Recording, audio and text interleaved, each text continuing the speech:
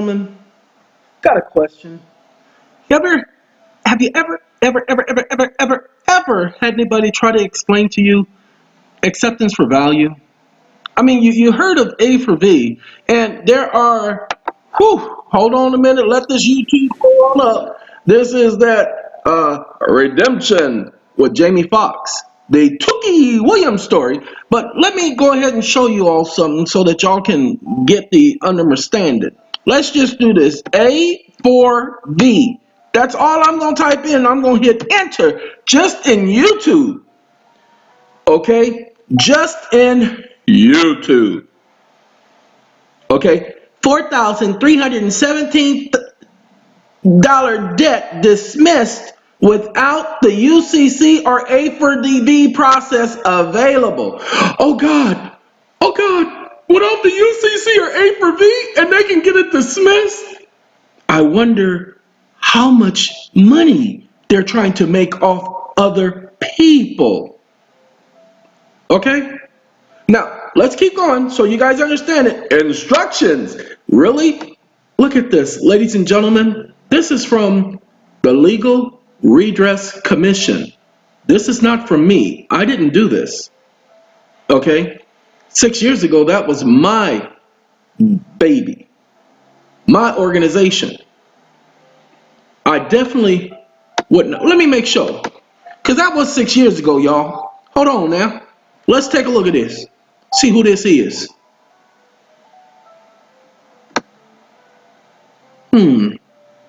Let's take a look at this because I'm interested. Look at that. Bill of Exchange Act. The United States is and has been bankrupt since 1933. This was a remedy set in place for the people. Says that 7 months ago. But somebody's got to explain to y'all the process. I was just having a conversation with a young man as this video pulls up because I need to find out who this is because I don't believe it's me because y'all don't see me doing no on-screen videos. Okay? So I'm just making sure this is not something I authorized and or approved.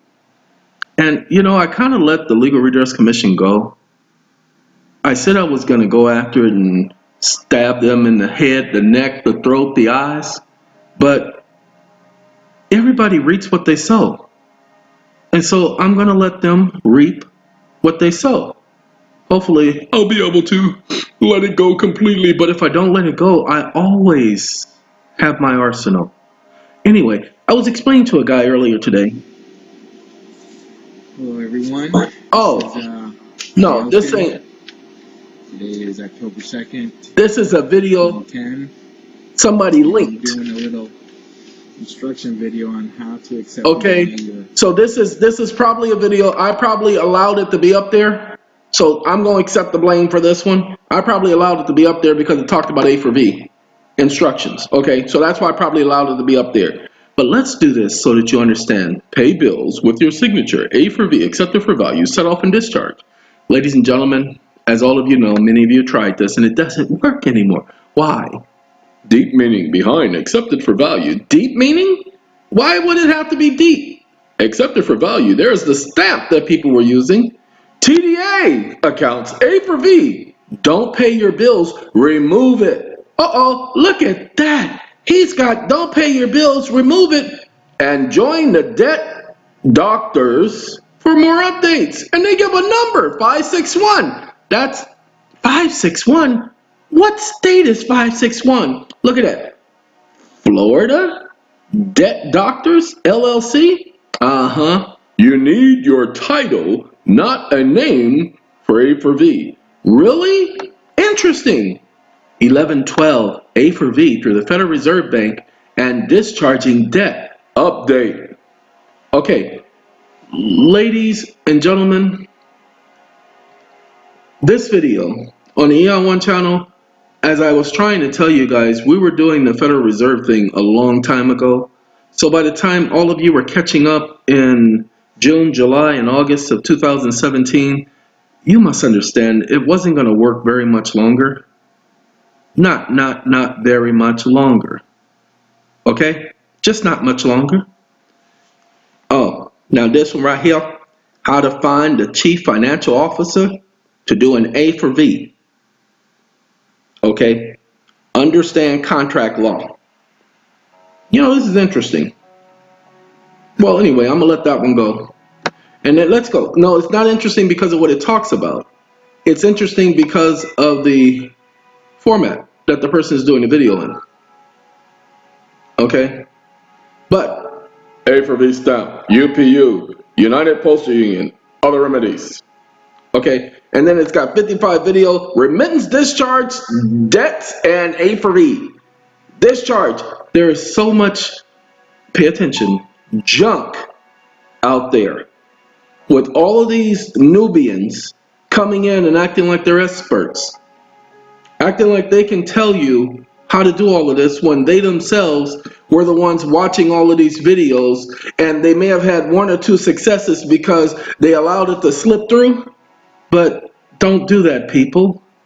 How to understand A4V? Let's just get that right now so that you understand it. The District of Columbia was actually formulated in 1861. It was updated in 1862, 1863, and 1864. Then again in 1871 when they created the, what was the date? I believe it was February 21st, 1871 Act. Now, I may be wrong, but I doubt it.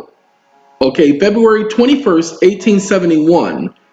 And this is, if I had my Thomas Clark Nelson document up here, y'all will see I'm right about February 21st, 1871. But y'all know me, I like to prove. Well, First Thessalonians, the book of the Bible, Thessalonians, the first letter to the Thessalonians, written by the Apostle Paul. Let's do this. Let me show y'all so y'all can get it. Till you get it, gotta get it good. Okay. Let's do this and then I'll do it that way. What we're gonna do is we're gonna do a Google search. Like I told you, we do this research together. Now, although I know the information, you can't get nowhere unless you understand the information. So let's do this. Watch this. FEB, February 21st, 1871. Amazing. Okay. Congress passed the act to provide a government for the District of Columbia, also known as the Act of 1871. So it's the February 21st, 1871 Act. And they provided a government. The District of Columbia is constituted a government. Watch this. DC code 1-102. And let's look it up. Let's see if we can find District of Columbia body corporate for municipal corporations. For municipal purposes. Okay. They created a corporation known as the District of Columbia.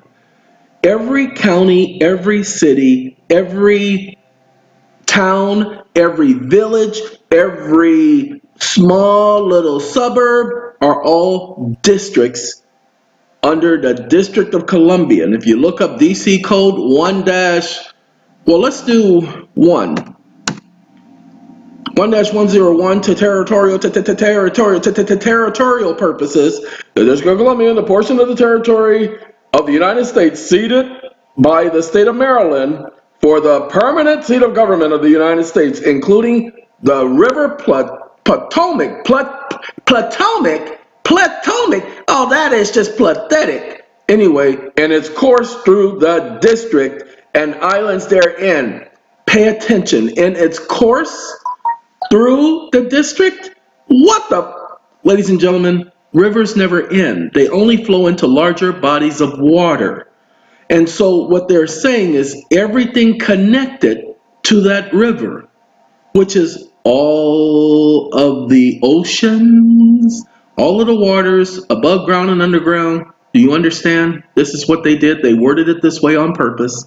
Okay, let's go to, well, no, we're going to do 22-3403. No, 03? No, 01. Let's do 3401. use of the District of Columbia or similar titles, similar designation by private, detective, or collection agencies is prohibited. No person shall engage in business and use the name district. So when your county, when your city, when your state uses the term district, like the district court for the Southern District of Nevada, or the district court for the state of California, the district court for the state of Washington, they're all District of Columbia. You must understand, for municipal purposes. So everything flows under that, okay? Just want to make sure you guys understand where we're going with this. Okay, let's get back to the District of Columbia. By the way, it was Thomas Clark Nelson's articles that pointed me in that direction. Although he mentions that I had to do my own research to put everything together so I understood it. Ladies and gentlemen, you're going to have to do your own research to put things together. This is USA-the-republic.com/revenue/true_history/chap, CHAP. Oh, you're a good old chap. The numeral 8.html. If you want this article, I don't ascribe to everything in this particular article. Okay? What I will ascribe to is that you understand that the acts that they're referring to is one by one accurate. Okay, I do want you all to understand this other thing. The Trading with the Enemies Act, World War II ended in 1918. It lasted from 1914 to 1918. In 1917, 3 years after the war started, because it started in the autumn, which is the fall of 1914. 3 years later, Woodrow Wilson, that genius, oh God, he was such a genius. Anyway, Woodrow Wilson enacted, with Congress's help, the Trading with the Enemies Act. Remember, acts have to be approved by a 2/3 margin of Congress or with the signature and approval of the president. Just like you've seen what the idiots just did with this tax bill, trying to tout it as Trump had some great victory. He got a tax bill passed. Oh God, he is such a genius. Trump is the most intelligent person in his own world. Okay, ladies and gentlemen, you saw what just happened. They just passed what's called a tax bill. It doesn't affect any of us. The only thing it does is make things harder on most people who don't have a lot of that junk. Okay, that legal tender junk, that Federal Reserve junk. Okay, but this is what we call, everybody wants to talk about the bankruptcy of the United States. Ladies and gentlemen, I kept looking for, how can we prove that the United States went bankrupt? It's not so much the United States went bankrupt. That's not the issue. But we're going to call it the Bankruptcy Act because the entire country went bankrupt at this time. Because there exists a national emergency. According to Congress, there exists a serious national emergency. Okay, this is all we need to know, is that according to the Act of March 9, 1933, a serious emergency was declared to exist by the President, the executive branch, and the Congress, the executive branch and the legislative branch. Okay, here's the issue that you need to understand. That's 2/3 of the government. They did not need the Supreme Court or the other courts to agree because that was 2/3 of government. Our government, although a Republican form of government, is a majority rule government. So that 2/3 majority, the executive office and the congressional office, because you have three parties, the executive, judicial, and legislative. Executive and judicial come together, that's 2/3. Why is it 2/3? Because you have three bodies and two of them side with each other. That's 2 out of 3, 2/3. Okay, it's just simple math. Anyway, ladies and gentlemen, what they did is they decided to say, pay attention. You know, they say Congress wrote a blank check. They actually did write a blank check. The people tell you got funds in an account. Ladies and gentlemen, you don't have funds in an account. I need you to pay attention to the word funds. You don't have funds in the account. What you have is credit in an account. Credit created by the United States government as a result of the Act of March Pay attention. 9th, 1933. How do we know that they created an account for you? Because of the wording of the act. Pay attention. During a time of war or during any other time of national emergency declared by the president, because there was a national emergency declared by the president, let's find out what happened as a result of that national emergency.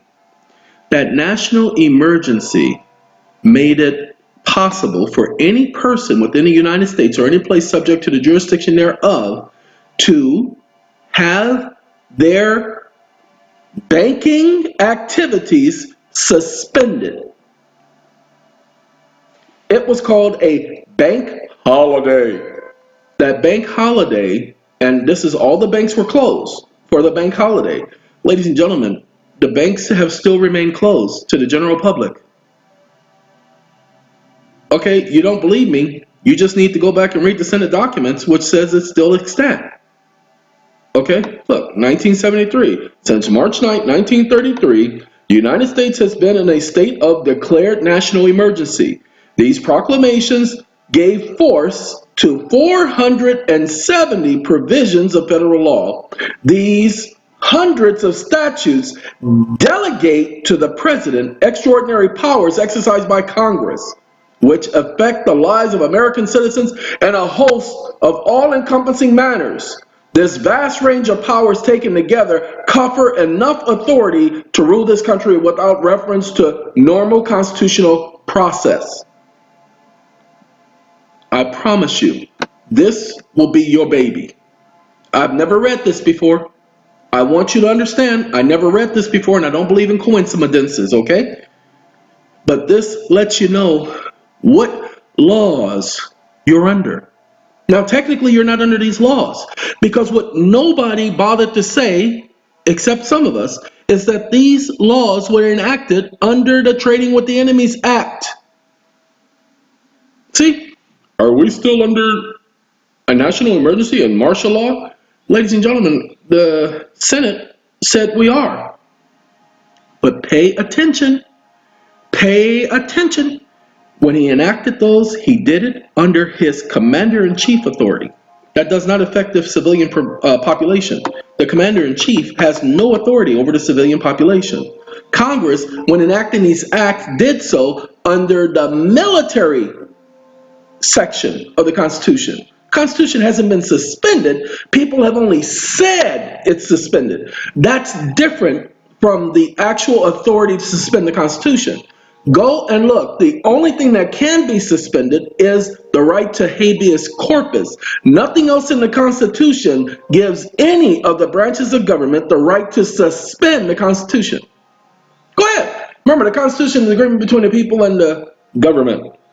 So the people can't suspend the Constitution. Go ahead and take a look. Go and take a look at the Constitution and see if the people can ever suspend the Constitution. So what gives government the right to suspend the Constitution? Okay? But I like that these articles are letting you all know that we're still under and living under emergency rule. I like the fact that they're telling you guys that. Okay, now everybody wants to point to House Joint Resolution. Ladies and gentlemen, they ain't got nothing to do, nothing about House Joint Resolution 192 has anything to do with our current state of affairs. Okay? The act of March 9, 1933 is your baby. That's what you want to hold on to. Why? Because, you know what? Let's do this. The ownership of all property is in the state. Individual so-called ownership is only by virtue of government, i.e. law. Excuse me? What law? Notice how it's lowercase? What law is he talking about? Amounting to mere user. Why is it mere user? The right to property is well, I was going to say sacrilege, but sanctimount. To due process and to being an American citizen. Because you have the right to property. The right to property is absolute in the United States. The right to property is absolute. So much so is it absolute that you have the Third Amendment, which talks about the military not being able to quarter themselves in somebody's house. Okay? The right to property. Then you have the Fourth Amendment, No property can be searched, seized, or taken from anybody without probable cause. Okay, then you have the Fifth Amendment. Nobody can be deprived of property or life without due process of law. Then you have the Sixth Amendment. If your property is taken away from you or you are accused of a crime, you have the right to a trial, the right to counsel, not an attorney. There is no right to an attorney. Only under statutory law do you have a right to an attorney. The Constitution says a right to counsel, but they have construed it and misaligned and presumed that word so much to where they say you got a right to an attorney. Remember, an attorney must be licensed to practice law. Just go ahead and do the tapping on the Google. Attorney must be licensed to practice law. And remember, the Supreme Court said that no state may license the practice of law. Okay? Now pay attention. The use must be in accordance with law, again, lowercase, and subordinate to the necessities of the lowercase state. Again, they do this purposely. Now remember, under the new law, the money is issued to the banks. Now wait, are you sure it's issued to the banks? Well, let's read it. 12 U.S. Code 401, issuance of reserve banks and obligations. Federal Reserve notes to be issued at the discretion of the Federal Reserve Board of Governors of the Federal Reserve System for the purpose of making advances to the reserve banks through the Federal Reserve agents and hereinafter set forth, and for no other purpose is it authorized. Okay? So, again, the article is accurate about that. But this is not the article. This is Congress telling you this. Under the new law, the money is issued to the banks in return for government obligations. What obligations are government obligations? Birth certificates, death certificates, automobile certificates, insurance policies. See? Bills of exchange, drafts, notes, trade acceptances, and banker's acceptance. They attribute value to all of them. They have what's called a commercial value. Okay, the money will be worth 100 cents on the dollar because it is backed by the credit of the nation. That's fine.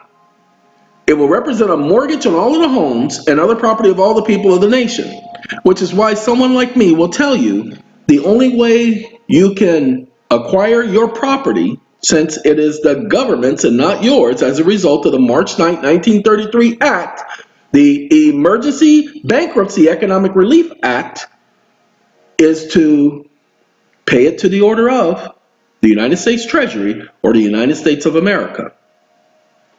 Okay? But you have to be able to explain this. Okay? So sites like this gives you the law. You don't want their explanation. You don't want my explanation. You want Congress's word. Ladies and gentlemen, give me a second. Well, I'm going to try it one more time. It didn't work the last time. What's this right here? Single family. We talked about the obligations of the United States government. Let's do this right here. We're going to do it one more time. U.S.B.A.N.K.R.U.P.T.C.Y. U.S. Bankruptcy. We're looking for that stupid PDF one more again. Now, while we do this,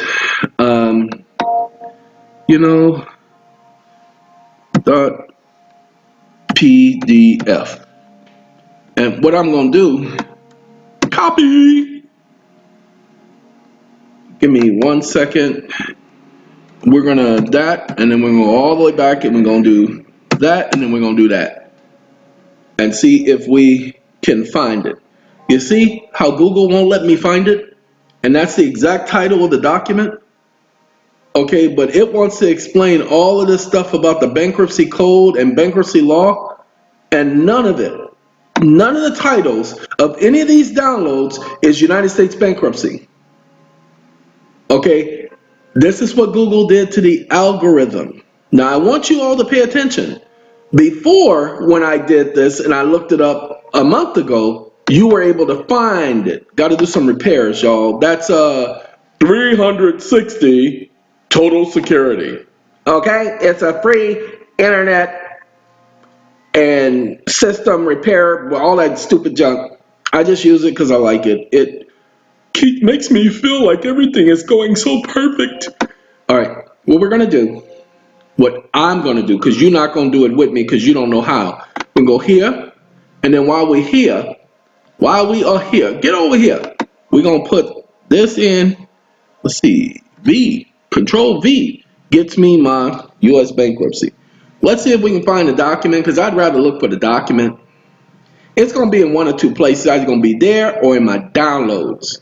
I would prefer it to be there than my downloads, and I got a couple of motions I need to work on this morning, so I need to get snapping and cracking. Ladies and gentlemen, I've made a rule for myself starting today. My motions will be no more than 3 pages long.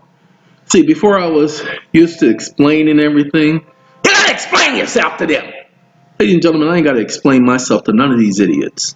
All I have to do is just state what the facts are, state what the law is, and demand that they rebut it. If they fail to rebut it, then I make that my appeal points. And I go on appeal, and I raise those as my appeal points. Okay, I had somebody send me a link to doing about this habeas corpuses. They sent me a link, and the link was talking about Winston Stout and apparently a habeas corpus that the person said has worked every single time. And the moment I heard that it had worked every single time was the moment I stopped looking at the email, because there's no such thing. Okay, getting someone out of jail is not easy. It is nothing to sneeze at, because you're messing with their food, water, and lights, like dead presidents and others would say. Okay, that's why it ain't easy. I'm not going to find my U.S. bankruptcy document here, because it should have pulled up a lot quicker than this. See, it said no results. So it may be on the other computer is the problem. So let's do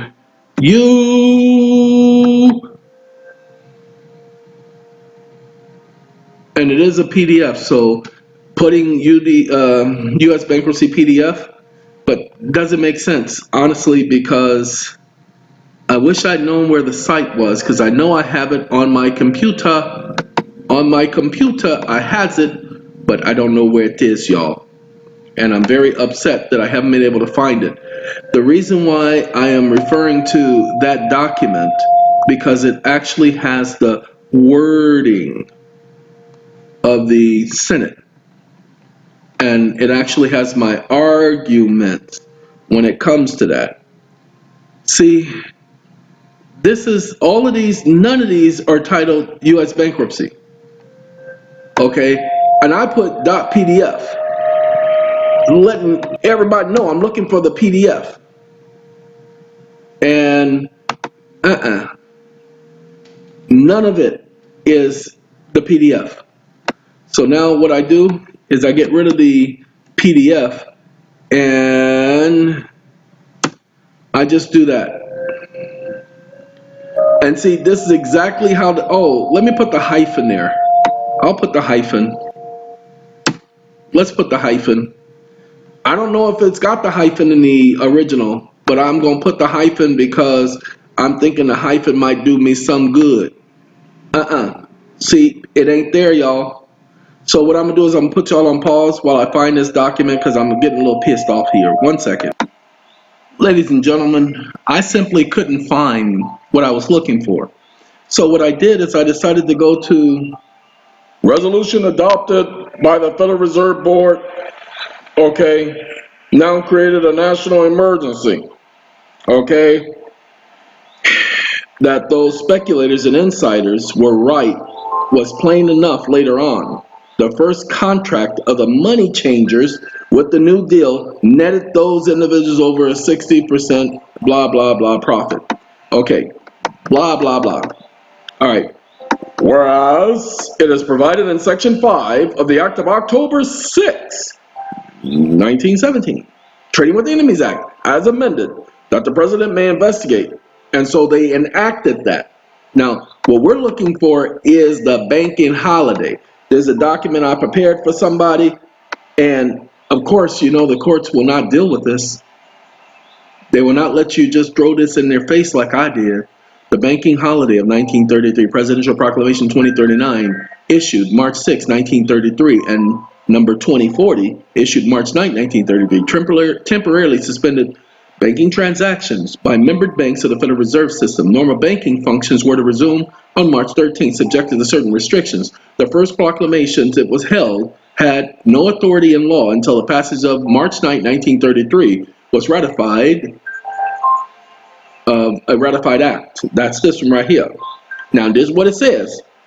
During the time of this banking holiday, it was first believed that some form of script or emergency currency, that's what you're using now. Now, remember, it's not Federal Reserve notes, that's the emergency currency. I want you to hold on to that. This is coming straight from the congressional records. Would be necessary for the conduct of ordinary business. See, ordinary business was suspended. We knew that it would be essential when the banks reopened to have adequate supply of currency to meet all possible demands of depositors. The banks had never reopened, ladies and gentlemen. That's why you don't have Federal Reserve bank notes, because that was the note or the script they were supposed to use on the 13th. But they decided to let the emergency continue. Somebody, like the banks, figured it would be more advantageous. So on March 7, 1933, the Secretary of the Treasury issued a regulation authorizing clearinghouses to issue demand certificates against sound assets of the banking institution. Okay, what's the assets of the banking institution? Your home, which is why they use, pay attention, demand certificate. Somebody needs to do some research on what a demand certificate is and then have some fun. Okay, anyway, the printing of these certificates was actually begun already before March 10th.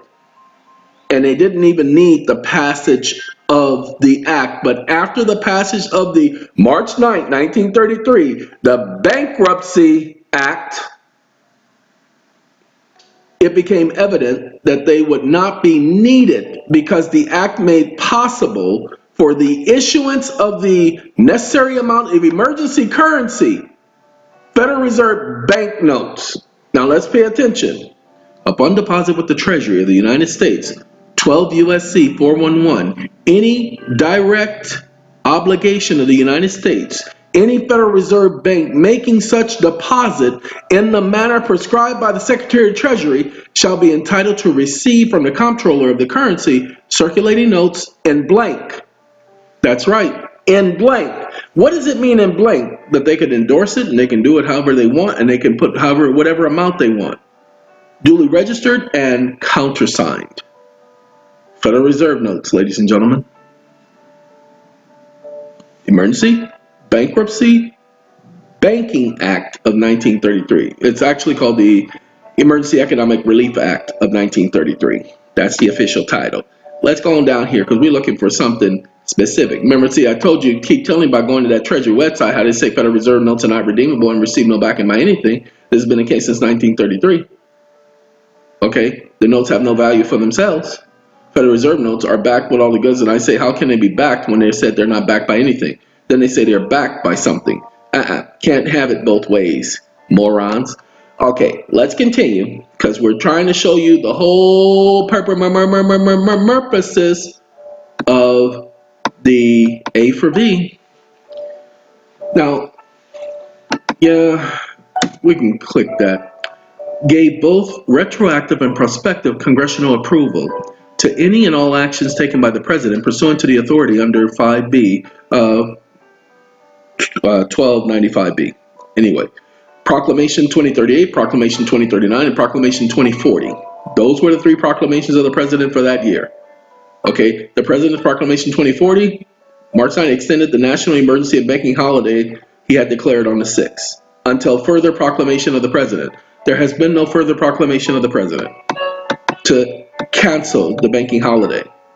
And according to the Senate committee, they found not only that the President Roosevelt's 1933 proclamation of a national emergency had still been in place, but also that the proclamation by President Truman and two by Nixon were still extant. That's when I saw that word, I knew that was a legalese word, and I had to go look it up. Technically, the national emergencies did not repeal or terminate those 4 declarations of national emergencies. Okay? Then they say, but with the exception below. These are not the exceptions. That's the whole point. There was not an exception. Okay? This is me letting you guys know what's going on. So because of this right here, this is the most important. If you ain't gonna get nothing else out of this, you're gonna go back to them congressional notes for that Congress, and you just gonna pull this up. As a matter of fact, let's do this. I'm gonna take this right here, just like this, and I'm gonna do right here. See right there? I'm gonna do right there. And this one. And we're just gonna put it right here. See? Right here. And we're gonna do that. Wait a minute. U.S. Bank, they have U lowercase s. Hold on. Let's see if that's it, y'all. Let's see if that's it, because I think this is it. Because it's a document. Come on now, take me there. I'll take you there. Oh, mercy. So come on, let's get there. Staple singers, y'all. We have some relaxing and soothing music playing in the background, y'all. And ironically, let me explain to y'all where that music is coming from. That's coming from my cell phone, y'all, because it's locked in a cell. See, it's U.S. bankruptcy, but they have it as us bankruptcy, U lowercase s. But that's not how it is. But that's how Google listed it. And it's last name Moses G. Washington. So I'm going to have to remember Moses and Washington. I was just explaining to someone how we've been under military rule since they elected the 6th president of the United States, George Washington. That's right. George Washington was not the first president of the United States, as some of you have been misled to believe. Okay?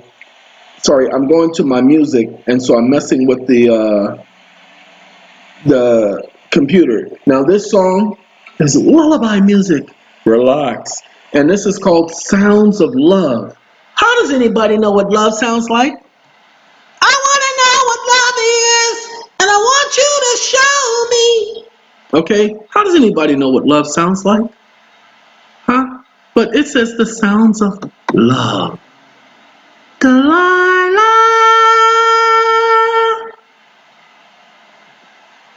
You know what? This is the document that I was talking about, ladies and gentlemen. That's why I put it in here, because I wanted to get to this document. But you see this right here? I'm going to do all of this right here. It's only going to give me up until bankruptcy, but I'm going to copy all of it. Yeah, let's do it that way. We can do it that way. Uh-oh, I'm not connected no more. Y'all got to excuse me. Got to reconnect. How dare you not be connected no more? Okay. See, PDF, the truth sets us free. This is the PDF we are going to. Full text exemption document. Moses ain't talking about no exemption. There's no exemption account. You just need to understand how to access the account. But in order for you to understand that, you need to understand how we got in this predicament in the first place, ladies and gentlemen. Okay? And again, he put this document out in, my computer didn't go there. Okay, now it's going there. He put this document out in 2004, and this means that this information has been out there the whole time, and just most people just didn't know how to get there and why to go there. But the reason why I'm taking you there is because of this. Exactly what I put here. Okay? The first section of the bill, as I grasp it, this is McFadden, is practically the war powers, remember they mentioned war powers, that were given back in 1917. I would like to ask the chairman of the committee if this is a plan to change the holding of security back of the Federal Reserve notes to the Treasury of the United States rather than the Federal Reserve agent. Pay attention. They wanted to take that holding of the security of the Federal Reserve notes to the United States Treasury rather than the Federal Reserve banks. The provision is for the issuance of Federal Reserve bank notes and not for Federal Reserve notes, because see, remember, he brought up Federal Reserve notes. So Stiegel corrects him. It's for Federal Reserve bank notes and not for Federal Reserve notes. And the security back of it is the obligations. Pay attention. There's that word again. Mama, there go that word again. Okay. Notes, drafts, bills of exchange, banker's acceptance outlined in the section to which the gentleman has referred. What section is he referring to? The section that we talked about earlier, ladies and gentlemen. Okay, not that one. That's not the section. We did talk about that section, but we're looking for not there. Let's see. No, not there. It's not there. That's not where we're looking for. That's not what we're looking for either. Nope. We got to go back higher. I'm going to take you higher. Oh, higher. Nope. It's in the other document where that is. So I apologize. Taking y'all through all of that. Anyway. Uh-oh. I messed up. Sorry about that. Got to change that. Nope. That's still too small. Let's bring this screen up higher. Nope, it won't let me. Gotta undo that. Let's get this one more. What's up? During the video, I hate that. See, it says 570. Ain't supposed to be like that, because that's all you're seeing is that part of the screen. But, oh well, I guess we'll let y'all see that. See, I'm supposed to be able to do this and take care of my capitalization, but let's do one more thing because I don't like what it just did. See that right there? That ain't supposed to be. Let's do 6. Okay, regional frame. See that frame right there? That ain't supposed to be it. So let's do 7.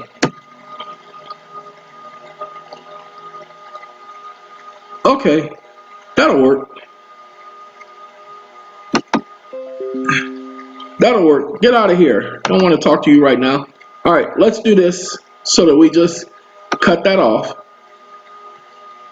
There we go. That's the way it's supposed to be. It's supposed to have a full screen. Sorry about that, ladies and gentlemen. That's me moving this mouse around so much to where the mouse wants to be in control.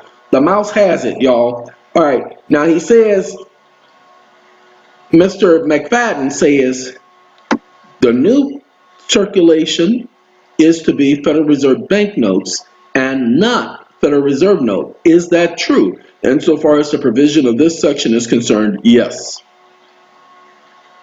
From my observations of the bill, Mr. Brighton says, as it was read to the House, it would appear that the amount of banknotes that might be issued by the Federal Reserve System is not limited. Unlimited! That will depend entirely upon the amount of collateral, supposed to be amount, but anyway, that is presented from time to time in exchange for banknotes. Is that not correct? Yes, that is correct. You correct, mother. Okay. And then they go in to explain. Now, pay attention. The United States notes and Federal Reserve notes are part of our national currency, and both are legal tender. They circulate as money in the same way. However, the issuing authority from them comes from different statutes. The United States notes were redeemable in gold until 1933, when the United States abandoned the gold standard. Since the United States abandoned the gold standard, the only thing you have, pay attention, since then both currencies have served essentially the same purpose and have the same value. This simply means that both currencies are well documented as worthless, valueless, not backed by anything, and not redeemable, and so forth. Because United States notes serve no function that is not already adequately served by Federal Reserve note, having no value, The issuance was discontinued in 1971. Ladies and gentlemen, let's show you why you get to accept it for value. Okay? We go here. This is the Emergency Banking Relief Act. This is the act that I have been telling you that I refer to as the Emergency Bankruptcy Relief Act. Okay? But it ain't here. Where it go? Where it go? Where you at, Act? Okay. Then we're going to travel here. This is Wake Up World! And I'm going to have to get this one off because they keep sending me these pop-ups, and I don't want their pop-ups. Okay? This is where these individuals are trying to explain the act. So I got to get rid of that one because it's literally sending pop-ups on my screen, and I don't like when things like that happens. Now, we don't worry about the state jurisdiction. That's other research. Obligations. Because the government passed that Emergency Relief Act, they then became the obligators. They became responsible for the debt of the nation, which is why you need to pay attention. It represented, wait, let's go here, wait for it, wait for it, wait for it, a mortgage on all of the homes and other property of all the people of the nation. The people never gave them the authority, but since it represents a mortgage on all of the property of the people, all of your property, then your debt, since it's already been mortgaged, can only be construed as an obligation of the United States. That's what gives you the right to A4V. Because they accepted responsibility. Look, the money will be worth 100 cents on the dollar because it is backed by the credit of the nation. Where did the nation get credit from? When they repealed the gold standard and when they collateralized everything. Certificates, banknotes, bills of exchange, banker's acceptance. You're getting the picture now, aren't you? Hold on. Let's see if this will show that. Don't care about that. Okay. I'm not looking for that. Well, this section is the one we read, and this is the one I want you to stay highlighted on. Since March 9, 1933, the United States has been in a state of declared national emergency. These proclamations gave force to 470 provisions of federal law. These hundreds of statutes delegated to the president extraordinary powers exercised by Congress. So we are under military rule because this act was done under military, and it gave the president extraordinary, beyond the ordinary, more than the ordinary powers that was exercised by Congress, now exercised by him, which affect the lives of American citizens in a host of all-encompassing manners. The vast range of powers taken together confer enough authority to rule this country without reference to normal constitutional process. No, it doesn't, because Congress did not have the authority. Such authority was a usurpation of their actual delegatory authority. No, look at the Constitution. Nothing in the Constitution gave Congress the authority to confer its authority on any other branch of government, separation of powers. But I'm not here telling people, you gotta fight, this is wrong, they can't be doing this. I'm not here to tell you that. I'm just here to tell you what's going on. How we know for a fact, especially because of this, that all the courts are administrative. This is not me saying this, this is the United States Senate saying this. Okay? Uh-oh, you went too large. Oh, mama, we just went way overboard, didn't he? Okay? Because the acts were enacted under the Trading with the Enemies Act, that is a military act, which means everything that the president did was under military authority. Okay, Congress did not have the authority to grant the military any presidential powers, any congressional powers. There is a separation of church and state, but there's also a separation of powers clause that cannot be usurped by Congress or anyone else. But I just want to bring this to y'all attention, okay? That's all I'm doing.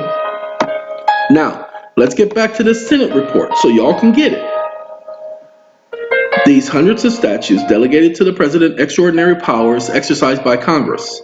This vast range of powers taken together confer enough authority to rule this country without reference to normal constitutional process.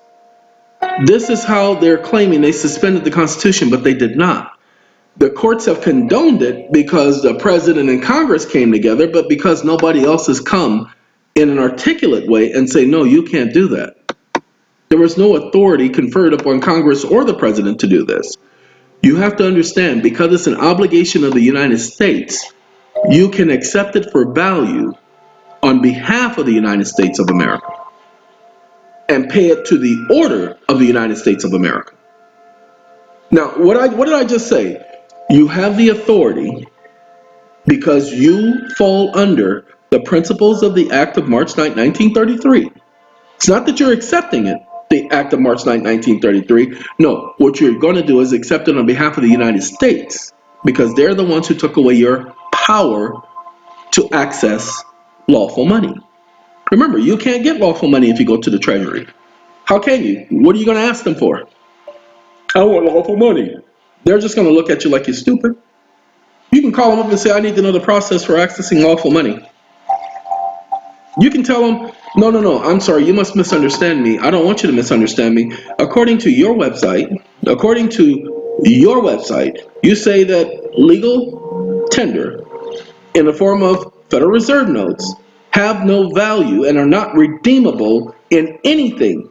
Now, if that is the case, your Title 12, Section 411, says that only the Federal Reserve or their member banks can use those items and exchange them for lawful money. They shall be redeemed in lawful money on demand at the Treasury. You can't do it because you are not authorized by the statute. So, and because they're not backed by anything and have no value for themselves, I need to know how to get access to lawful money. Call them up and ask them. Ladies and gentlemen, is it going to hurt you to call them and ask them and explain that to them in an articulate manner without arguing with them, without debating with them?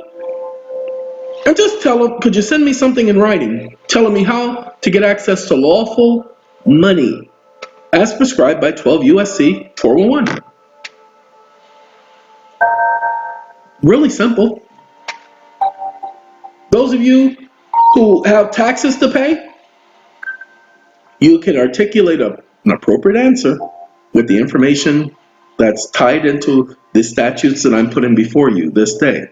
Let's go here. These are other obligations. This is Title 31 CFR. Remember, these are all financial acts, definitions, and Code of Federal Regulations is just as binding as the U.S. Code, because remember, those are the acts that allow the codes to exist, those 470 different laws that they just talked about. It lets you know, and you let them know, that my estate is an agency of the United States government. And its obligations are the United States government's obligation. Can you pay to the order of the United States of America without recourse your tax quote-unquote obligations? I can only tell you, agency means department, agency, or instrumentality of the United States government. Well, that all caps name is an instrumentality of the United States government. Just need to understand that. Some of you are not going to get it. Some of you are not going to understand it, and I just can't help you with that. Okay? Just do your research. Now, yesterday I did the thing about obligation. Obligation. Okay? I told you about them obligations. Okay? Securities, sureties, to be approved, to approve a bond secured by government obligations. Okay, a bond official means an agency official having the authority under federal law or regulation to approve a bond with surety or sureties and to approve a bond secured by the United States government. Well, remember, obligation, that's the word of the day, y'all. Obligation. You have an obligation to understand what your obligation is and what the United States obligation is. The United States assumed the obligation, not you. The Act of March 9th, 1933 is an act where the United States assumed the obligation. Now, don't go in there saying, well, no, Eon said the United States assumed the obligation. Okay? Don't go in there saying that. Don't y'all dare. Because I didn't say that. The wonderful little president said that. And Congress said that. Okay? Let's go up. We can go to the section. Yeah, I don't want to read Bidwell. I don't want to read about two different citizens. I don't want to read about how we got into this mess. I know how we got into this mess, and it ain't because of reading any of this stuff. Nope, not looking for a Trading with Enemies Act. We're looking for this act right here. Okay, the actions, regulations, rules, license, and orders and proclamation heretofore and hereafter taken, promulgated, made, or issued by the President of the United States or the Secretary of the Treasury since March 4th, 1933, pursuant to the authority conferred by the subdivision B of Section 5 of the Act of October 6, 1917, which is the Trading with the Enemies Act, as amended, are hereby approved and confirmed. This is where they accepted the obligation. When they conferred upon the President of the United States authority. Okay? When they conferred the authority upon the President of the United States in his military capacity assumed responsibility. Amazing, ain't it? When you put the pieces together. Alright, remember, your house, single-family home loan program is a government obligation because the government insures the loan. They insure the home. Government obligation. All homes are insured. All mortgage notes are insured. Remember, the FHA is the largest insurance company in the world. FHA, you thought AIG was, didn't you? No, FHA is. Largest insurance company in the world because your home is a government obligation. That's why you pay it to the order of the United States of America without recourse. Again, this talks about servicing of insured notes outstanding with investors. And let's go down here to, come on, gotta go down, go to C, assignments, notes, rule development. The holder will endorse the insured note paid to the order, obligation of the United States of America without recourse. That's why it's paid to the order of the United States of America without recourse, because it's a government obligation. Receipt of the endorsed note along with the company insurance agreement, the Director Finance Office will acknowledge receipt of the note and process payment to the assigner at par value of the note. It's a government obligation. Why? Because the Treasury pays the obligation with the credit that the property is backed by with the nation. No, y'all don't understand it, so I'm going to put it together to y'all again. Hold on, so that y'all can see it, because it's necessary for y'all to see, because y'all don't always see things. Y'all miss a lot of stuff. Let's talk about obligation. The ownership of all property is in the state. Individual so-called ownership is only by virtue of the government. Okay, so the government owns it. Okay, pay attention. Under the new law, the money issued to the banks in return for government obligation, your mortgage is a government obligation. Your bills, look, it's called a bill, ladies and gentlemen. It's a bill of exchange. That's why the so-called indictment is a charging instrument. It is a bill of exchange and banker's acceptance. The money will be worth 100 cents on the dollar, okay? Because it is backed by the credit of the nation. So how do you pay something that is worth 100 cents on a dollar and issued to the banks? By credit, people. It represents a mortgage. I did it again. Whew. I messed up again, y'all. Let's see, what space, what size? See, I did it again. That's me moving this mouse around. But right now, we're looking at the center of the screen, so y'all can see the center of the screen. Sorry about that, y'all. Sorry about that. Let's get back to 700, okay? The 700 nubs. The 700 dubs. Dub C. Okay. Yeah, that's a little bit better. All right, now let's talk about this. U.S. Bankruptcy PDF, the truth sets us free. Oh, I downloaded it twice already. I guess I really needed it, huh? You really needed it, sir. And then we come here. Exemption document. Moses Washington. Ladies and gentlemen, somebody labeled it that way. No way in the world do I believe Moses Washington would call his document an exemption document. Okay, but I could see somebody taking the wording of this document and claiming that. Like I said, some of the things in here I don't agree with from reading certain case laws and understanding certain things. But for the most part, especially the parts that he highlights in blue, he's actually quoting from the statute, actually quoting from the congressional records. That's where I give him credit. Okay, because he's showing you where he's getting his information from. Someone like the idiot who's talking to you right now. Who are you calling an idiot? I ain't calling nobody an idiot. Well, he said the idiot who's talking to you. Is anybody talking to you? No, but you. Okay, so I think you better let it apply. Okay. Hey! Anyway, ladies and gentlemen, want you to understand this document. Again, the money will be worth 100 cents on the dollar because it represents a mortgage on all the homes of all the property of all the people in the nation. All of your property, your rent, your food, your water, your gas, your lights. It represents a mortgage on all of that. So if it represents a mortgage, if the money represents a mortgage, should you not be able to discharge that through the entity for which accepted the original? Pay attention, ladies and gentlemen. Allodial title to your property is free, no hidden, not holding to anyone superior. The document stands on its own. Fee simple. Fee simple and allodial really go hand in hand. Fee simple means that the estate is absolute. Okay, and your heirs, that's why you got to be an heir to the land when you're doing a land patent. Okay, deed of conveyance. Okay, grant deed is the most superior deed you can have on your property. Title deed. You don't want a title deed. You want a grant deed, acknowledged, accepted, along with the land grant on the property filed into the record underneath your name. I have somebody who attempted to do that yesterday with the county recorder, and I promise you the county recorder don't like this. There is a way to get the county recorder to file it, but that information I did not do myself. My county recorder filed mine.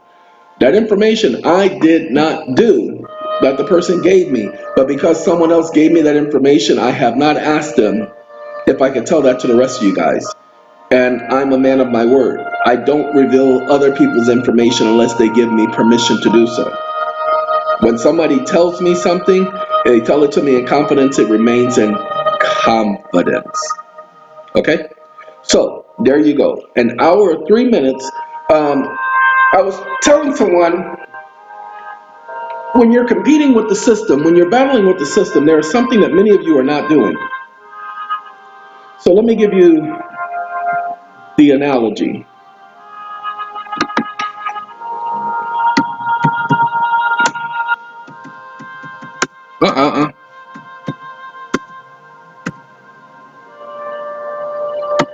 Uh-oh.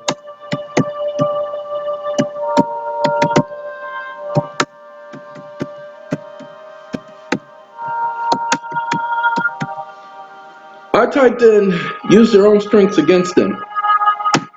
That's what I typed in. Okay, all right. Now, why is it important to know your own strengths and weaknesses? Nobody asked for that. Strength-based approaches for working with individuals. Nobody is talking about that. I says use their own strengths against them, was what I put there. Look at it. All of this is focusing on you. I said use their own strengths against them, and it's all focusing on you. So let's do this. Let's put you in there and there. Hey, why is it important to know your strengths and weaknesses? Oh God. You see, that's Watch this. I'll do it differently.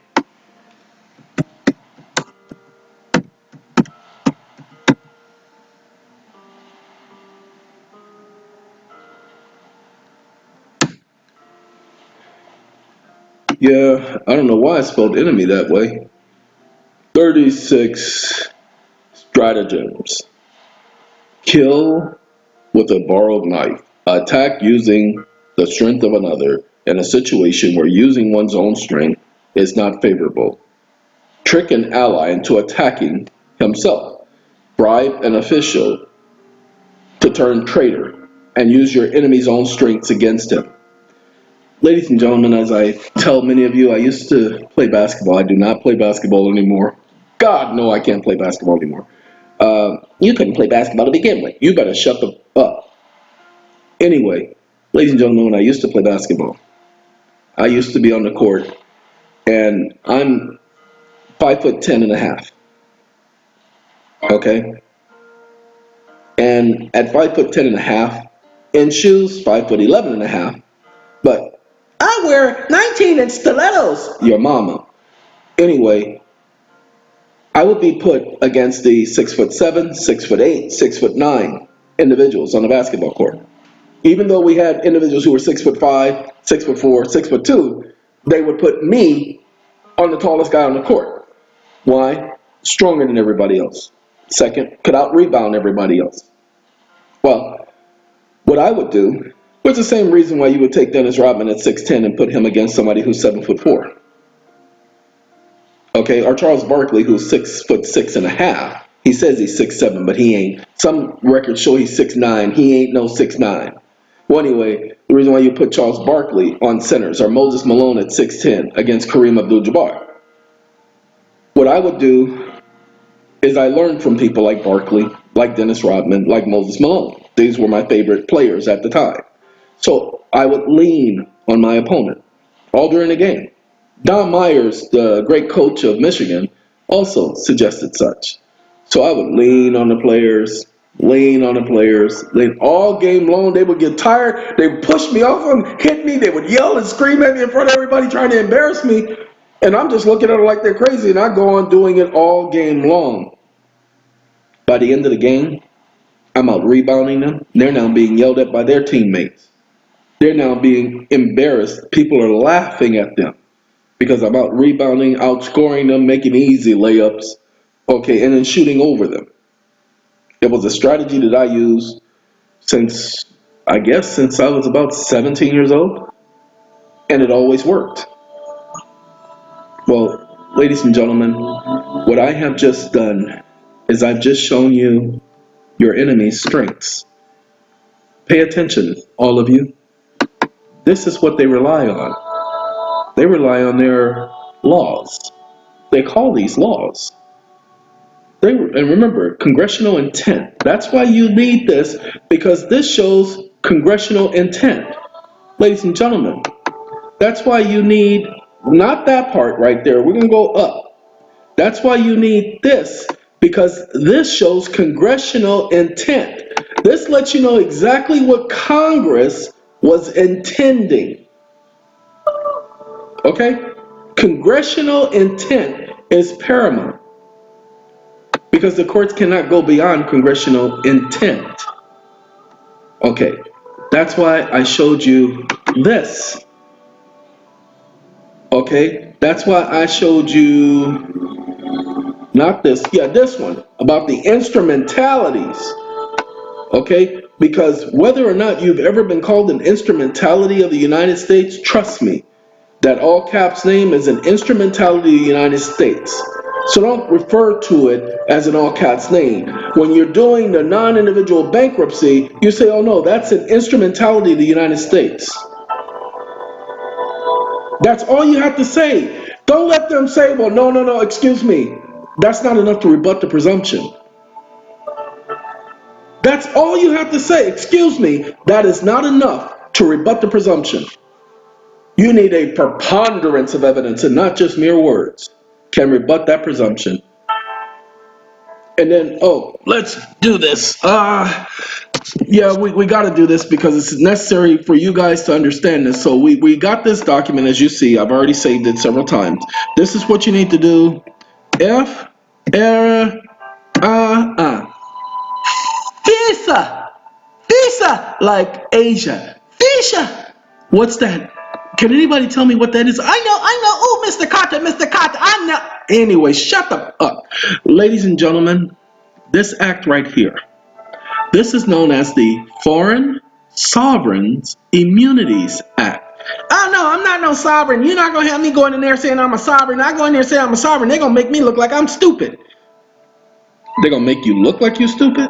You ain't gotta have nobody give you no makeup for that. Foreign Sovereign Immunities Act. Ladies and gentlemen, when was the Foreign Sovereign Immunities Act enacted? Does anybody know? Oh, Mr. Carter, shut up. Ladies and gentlemen, the Foreign Sovereign Immunities Act was enacted in, well, I'll let you read it for yourself. I wish we don't have a Wikipedia. Wikipedia. Wikipedia. You see this? The Foreign Sovereign Immunities Act of 1976.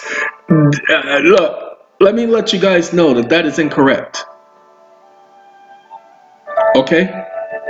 That is incorrect. The Foreign Sovereign Immunities Act was enacted in 1933. Pay attention. Okay, watch this. Watch this. Just pay attention. Uno, nueve, 33. Foreign Sovereign Immunities Act of 1933. And it didn't pull up 1933. It keeps pulling up that junk right there from Wikipedia. Oh, foreign judgment. Nope, that's not the act I'm looking for. Looking for the Foreign Sovereign Immunities Act, which was existing prior to 1933. I mean, prior to 1976. Let's see. Was signed into law extending the immunity of foreign governments. No, I'm not looking for that one. I'm looking for the actual original Foreign Sovereign Immunities Act of 1933. And the reason why I can't find it, no, give me a second. That doesn't make any sense because before it was all over the place giving you the date of 1933. Amendments. Yeah, those are amendments. I don't want the amendments. I want the actual act. So let me do this.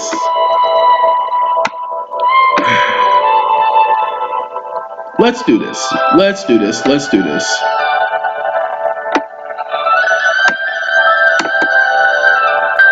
Copy. And then we do this. And let's see what I get. Because I know it's going to pull up the wicked. See, WICKED. Wikipedia. Wikipedia. So let's do this. Foreign sovereign. What is foreign sovereign? Don't care about that.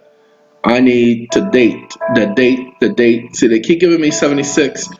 I know for a fact the original Foreign Sovereign Immunities Act was 1933 because done way too many points of research. Give me 1 second because I'm not going to keep searching. Oh, did you see how Trump wants to now penalize everybody because they did not agree with him on Israel having its capital in Jerusalem? Everybody said no. What the you think you're doing, Forrest Gump? I mean, he does act like Forrest Gump, huh? Because he's the smartest man he knows. Wait, I heard somebody else say that they're the smartest man they know. Yeah, but I ain't Donald Trump. Okay? And the only people telling Donald Trump he's smart are the ones who want to keep their hands in his pockets, thinking that they're going to pull up something of value out of them pockets. They ain't pulling up nothing. Now, this is Title 28. Now, if you guys don't know what Title 28 is, that's the judicial code. See, this thing is jurisdictional immunities of foreign states. This is not the original Foreign Sovereign Immunities Act. Okay, that's my problem. Okay, let's see. But you know what? Let's do that. Let's do definitions. Let's do definitions. That's what I wanted anyway. The immunity of a foreign state from jurisdiction. Okay, 1603 of Title 28. A foreign state, except as used in Section 1608 of this title, includes a political subdivision of the foreign state, an agency or instrumentality of a foreign state, as defined in subsection B. Agency or instrumentality of a foreign state, pay attention, means any entity which is a separate legal person, corporate or otherwise, and which is an organ of a foreign state or political subdivision thereof, or a majority of whose shares or other ownership or interest is owned by a foreign state or political subdivision thereof, which is neither a citizen of a state or of the United States, is defined in section 1332. Lady, you see where it says, which is neither a citizen of a state or of the United States? Excuse me? Pay attention. Citizen of a state. Let's look up state, because you see state is capitalized. The district courts shall have original jurisdiction of any civil action arising under the act of Congress relating to patents, plant variety protection, copyrights, and trademarks. No state court, capitalized, shall have jurisdiction over any claim of relief arising under any act of Congress relating to patents, plant variety protection, or copyrights. For the purpose of this subsection, the term state includes any state of the United States. You cannot use state in its own definition. So to use state here and use state there, impossible. District of Columbia, they can use District of Columbia. The Commonwealth of Puerto Rico cannot include the Commonwealth of Puerto Rico because Puerto Rico is not a state, it's a Commonwealth. So you can't include that. The United States Virgin Islands, an island is not a state, so you can't include that. The American Samoa, Guam, and Northern MOORIAH Islands. Okay, MOORIAH. This is the district and the age of MOORIAH. The age of MOORIAH. Anyway, the district court shall have original jurisdiction over any civil action asserting a claim of unfair competition when joined with a state. Okay, ladies and gentlemen, pay attention, especially which is a separate legal person. What entity, agency, or instrumentality of a foreign state? Let's pull that up because I'm interested. That's how I know you're an instrumentality. Well, at least that all caps name is an instrumentality. Sorry, I just saw something out the window. Agency of a foreign state. An agency or instrumentality of a foreign state means any entity. Pay attention. Or agency or instrumentality of a foreign state. Okay? I didn't word it that way. They did. Okay. For the purpose of this chapter, and I need you to pay attention, means any entity, that all caps name. So that instrumentality of a foreign state is not getting immunity. You're not looking at it for that. You're looking at it for the simple fact of obligation of the United States. It's an instrumentality. Pay attention. Agency means a department, agency, or instrumentality, agency, agent, equal, of the United States government. Okay? So there you go. This man doesn't just speak, he can show you what he's talking about, and there it is in front of you, and so now you can see it. So now you understand more about obligations. Now you can better understand the whole process as to why A4V worked in the first place, because it was an obligation of the United States. When the individuals were doing it, remember, there was nobody turning their stuff back and sending it back in. $2 million of the nation's debt was erased. The reason why the debt is so high is because no one is doing what the law required. What does the law require? For them to endorse the junk paid to the order of the United States of America without recourse. Now, wait a minute. I've done that and they didn't do nothing. They didn't do nothing on one end, but they did it on the other end. There's a process. A young man has just completed portions of it. This is why we're moving so slow, because he is actually testing the process out for us as agreed. So with SATCOM, the process is moving the way it is moving is because we have somebody doing certain things in advance of all the rest of you. Okay? We can't throw you out there in the middle of the ocean and say, okay, swim! Come on, swim! Come on, swim! And you can't hear which direction we're telling you to swim in, and you're in the middle of the ocean. Okay?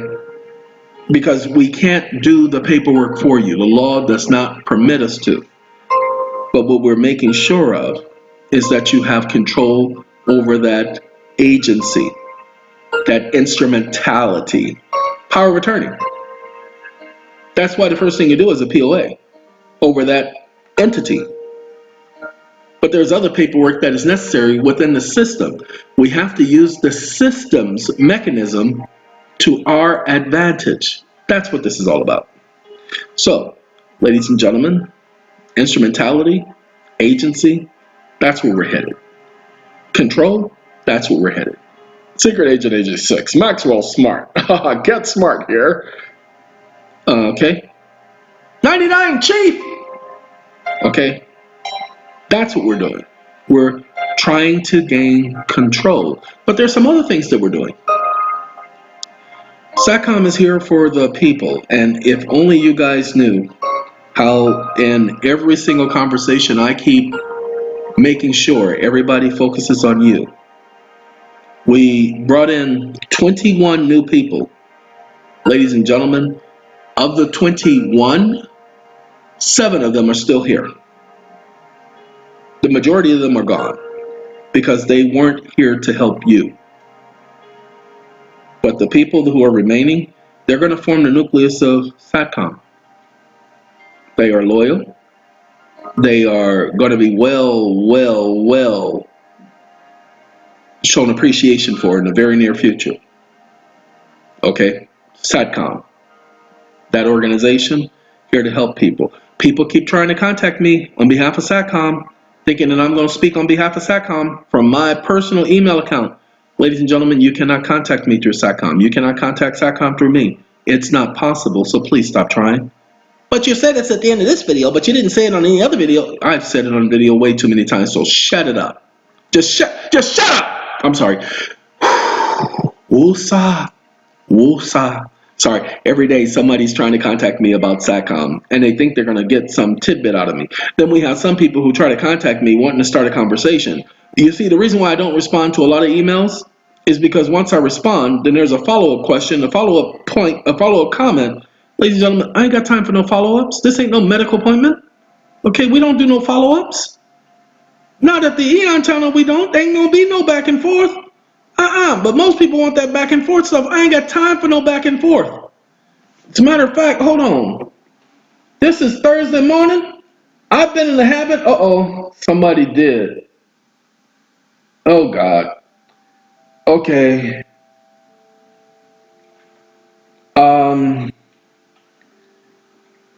Somebody text me, but see, the problem is my ringer is off. I turned my ringer off on purpose every night. I used to have to leave it on just in case there was an emergency. But, you know, it appears I've been disowned by my own family. And so I ain't got to worry about my family calling me for no emergency, because apparently they all hate me because I didn't go to my mother's funeral. Oh well, life goes on. And no, I'm not going to call them and explain anything to them. They can kiss my pucker up, Betty. Anyway, ladies and gentlemen, I am a century. As of this past week, I have lived, a half century. A century? You don't look a day over 100. Okay, I'm a half century old. That being the case, all of my brothers and sisters are grown. They're not children. There was nothing in life requiring me to sit up there and hold their hands for the rest of their life to resolve all their problems. Yeah, they treat me like many of you do, thinking that I am going to be Mr. Fix-It-All, that I'm going to be able to help and take care of all of their issues.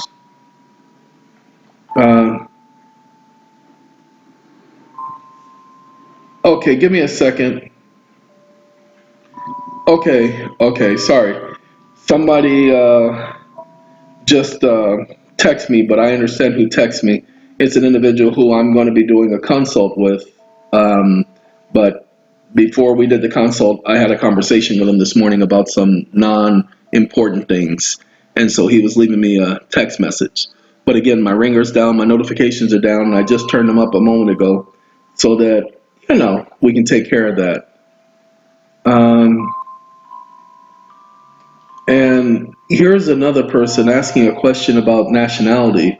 How does the Moorish group of individuals tie into this?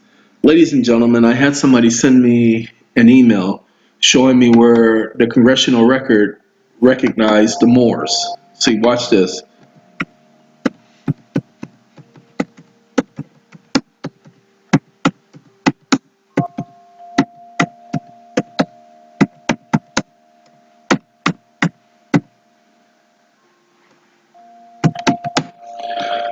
Okay, I'm just typing that in, where the United States Congress acknowledged Moors, but I'm not looking for this one. I put Moors, okay, not more, M-O-O-R-E. That one highlighted more. I don't want more.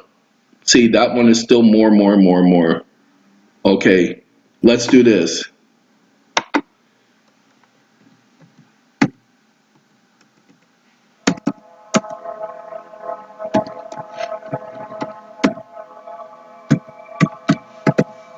Let's do United States Congress congressional record recognizes Moorish nationality. Okay, so what I did, Senate record 1996, Congress suggests the absence of a quorum. President's officer, the clerk, will call the roll. The assistant and posing as member of the Moorish science. Okay, notice this says posing as members of the Moorish science. Now, because of this, this is not the act where they recognize them. This is just me mentioning this. Okay, 1933 Legislative Journal, House, page 5759, resolution establishes a Moorish Marshal's Vicegerent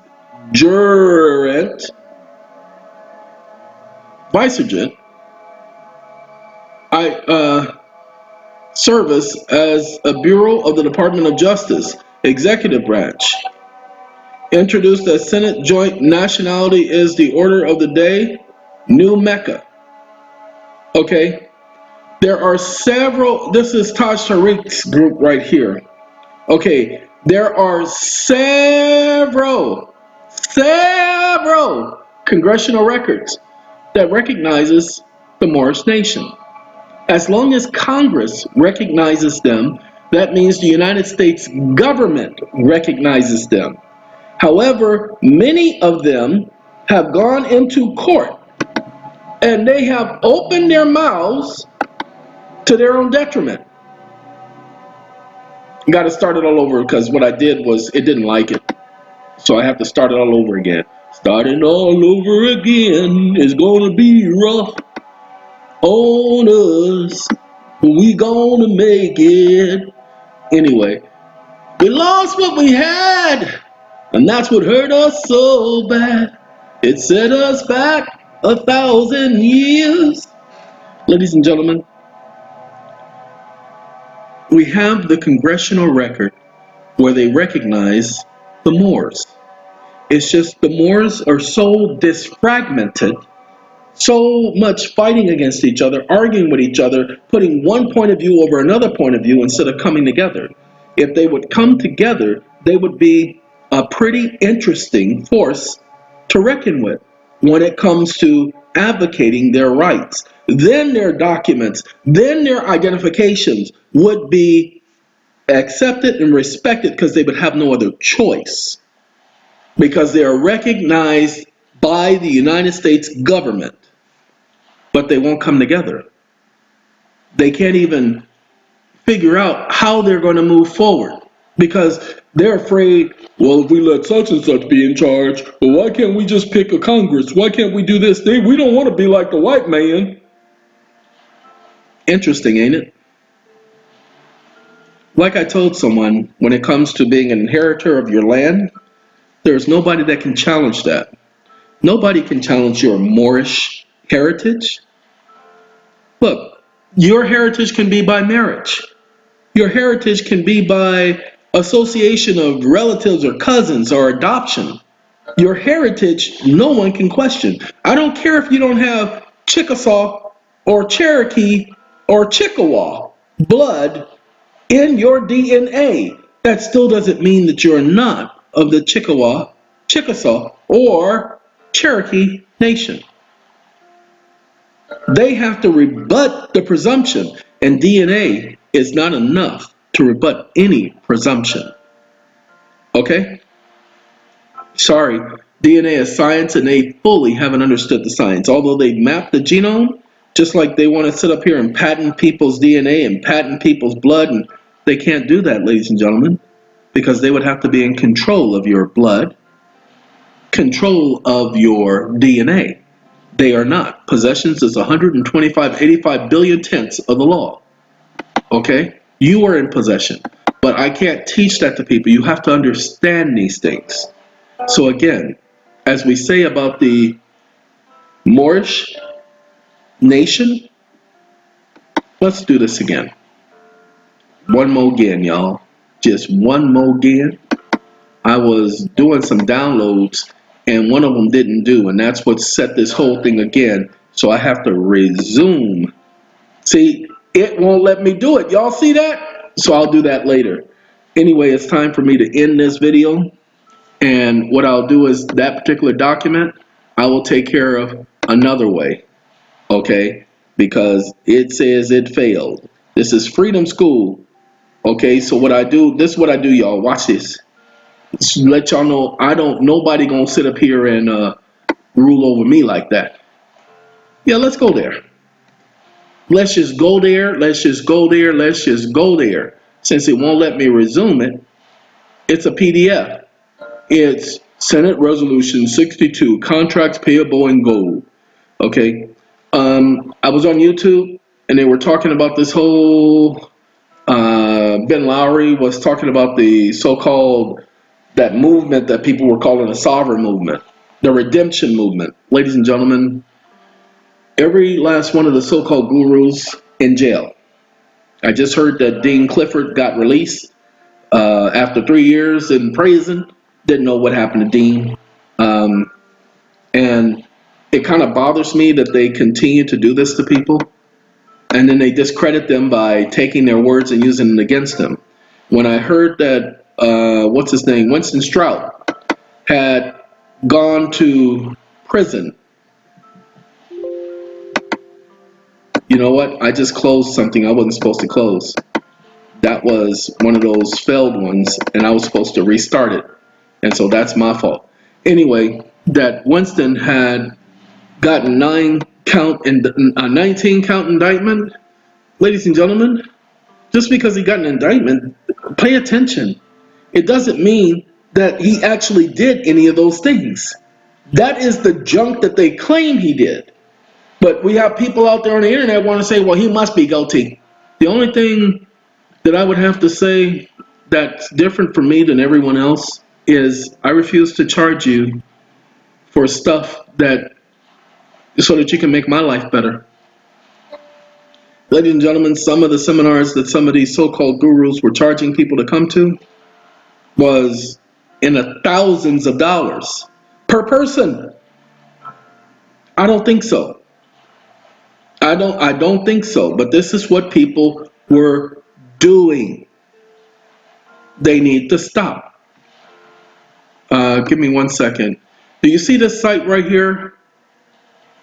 United States Republic.us. Okay, here's the problem with this.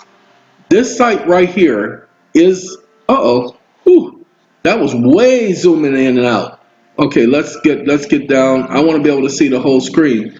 But they do allow you to make a love offering for uplifting fallen humanity through PayPal. I don't think so. Asiatic or Moorish? On this website, Asiatic or Moorish Americans are corrective references to the so-called black people awakened unto truth. I don't think so, ladies and gentlemen. Not me. This site I would not go to because I can't trust the information. What I can do is take this information right here and do this. Okay, I can take the information and look for it on a different site. But again, this is not information for me. This is information for the people who are claiming to be of Moorish backing, who want to be Moorish, who want to have the nationality of Moors.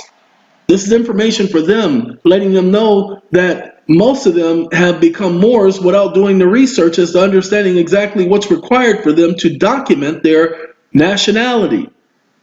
Okay? It's not just enough to say it, not just enough to have a piece of paper. It's enough to know what you're talking about. The difference between Billy walking in the court and Molly walking in the court and me walking in the court is the moment I start speaking, all of a sudden everything changes. They don't throw that little cynical junk that they throw at the rest of you guys my way. Okay? They're not permitted to do that. Pay attention to this. I like this one. This book is designed to introduce judges and judicial administrators in other countries to the U.S. federal judicial system, its organization and administration, and the relationship of the legislature and the executive branch of government, the Judicial Services Office of the Administrative Office of the Court. Now, pay attention. Why would the Administrative Office of the Court, Administrative Office of the Court, they're the actual owners of the court, they run the courts, they'll claim that they don't. They'll claim that they don't, but you need to do the research, okay? Why would they be associated with this? None of this talks about Moors, but this one do. It talks about my search results. But look, it did everything, only the first one talks about the Moors. Okay? Let's do this. Let's get rid of that. Okay, let's do that right there. Let's get rid of that. And let's just do to establish a Moorish marshals. Okay, let's just do that. And now, all the individuals who are Moors have to do is document who they are, how they are, what they are. And you don't do it by just creating a piece of paper. You have to create documentation that they can't refute. What type of documentation is that? I would love to tell you, but I cannot get involved in any type of political anything. Okay? You have to figure that out. Okay? But right now, the stuff that they've been producing has not documented anything. They've been all over the place with their information. Okay? They've been all over the place. But they have, pay attention, there's your public law. They document that there is a public law. Pay attention. So you have to put all of that information together and you create your document using their junk. Use their own weight against them. Use their own junk against them. Sorry, I'm not supposed to be telling you that. I apologize. I'm going to shut up now. So ladies and gentlemen, I want to thank you for understanding that from the beginning, the government has said that it has the profound respect and sincere admiration for the contributions made by the Moorish Americans. Okay? Profound respect. So here you have two governments because this is a state that's saying. Okay? Now, you see they have Moorish-American community. Moorish-American community is evidence of the profound blah, blah, blah. So here you have, and you guys have other states that have recognized moors, that's all you need to do is get something signed by the leaders of this state, which shows their recognition of you. 2 states is enough. You get those 2 seals, and now you get something else with a larger seal. I'm not supposed to be telling you guys this. I apologize. I'm going to go ahead and end this video now. We've been going for an hour and 40 minutes, and I didn't start this video to talk about the moors. I did this video to tell you guys about accepted for value, give you a little bit of history of how we got here, and look at where we ended up at. Oh well. So many people who are moors have been asking questions and have been saying certain things and making certain comments that I figured they've been asking me to comment, and so I figured I'd comment. And some people are not going to appreciate the fact that I'm saying that they're fragmented, decompartmentalized, that they can't come together because they're too busy arguing and trying to step on each other's feet and toes. Some people are not going to appreciate that. But when they get over the fact that I'm saying it and realize that they've been saying the exact same things to each other, then they will realize that all they have to do is come together as a coalition. Now, I don't like Jesse Jackson, but he tried to start a coalition. You see what happened to him, don't you? Okay? So understand, it won't be easy. Can't have you doing no political movements. Can't do no political movement. Can't be political because they come after you. And let you know, I can't get involved in politics because I have an obligation to stay away from politics. But you all have been asking me about how to handle this, how to do this. You have to stay within the regiment of the laws that are there. And the fact is, you've been recognized by several different states and the United States because this is a public law. So that being the case, you just have to document this recognition. You don't have to make somebody recognize you. You've already been recognized and you don't understand that and you're going into court arguing. You don't need to go into court arguing. You don't need to tell the court what you is and what you ain't, who you is or who you ain't.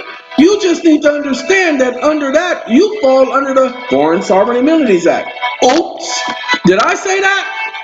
I apologize.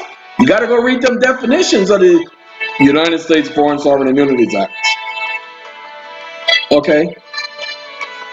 All right, just that simple. So I'm going to go have a Coke and a smile. And I'm very upset that I wasn't able to find the 1933 version. But as you see, it was amended in 1976. But the original Foreign Sovereign Immunities Act was 1933. The same year all this other stuff started, and you all will know that I've done videos on it already. Letting you know, showing you the date. But why I can't find it now is amazing. Don't send it to me. I don't need it. It ain't that important. Okay, I just wanted to show you guys that you were instrumentalities. Okay, that's all I was trying to show you. As I said before, where the courts have said the person was an instrumentality of interstate commerce, that he engaged in interstate commerce, which made the courts have jurisdiction over him. Okay, that's how they're getting you. So you just have to document the fact that I'm not an instrumentality of the United States, and you need to prove that I'm an instrumentality. Not just say it. Prove that this applies to the natural person, the individual. The non-individual may be an instrumentality of the United States, and when we finish the process, for those who are a part of our birth certificate process, you will be the power of attorney, in fact, for that entity, accepting no liability, responsibility, or being surety. That's what the documents say. And we'll have other documents from the actual government that will support that. We're going to use their own junk against them. Can't give you too much more detail about that. Just tell all of you, please be patient, because we're just now finding out that an individual sent his proper documents and he received back something quite unique from a pretty unique organization that did not refute a single thing that he put before them. I just can't give you the details of it. I can just say that everybody who's part of Fat Pack 1, that's what we're doing for you. You just have to wait, because this is a process that we can't jump ahead of what the other person is doing because it will interfere. We just need to solidify certain things. And he is several steps ahead of you. That's why I can mention what I'm mentioning now, so that it won't interfere with what we're getting ready to do. See, he's at the end stage, not at the beginning. So eventually we'll be able to tell you, because eventually you'll be able to see. But for right now, we can't give you any more details than that, other than that. I want to thank you for listening to the music I've had in the background. And I did not plan on playing this music. It's just, this is what this music is talking about. Okay? All right. I want all of you to have a coconut smile. And we will talk later. Goodbye.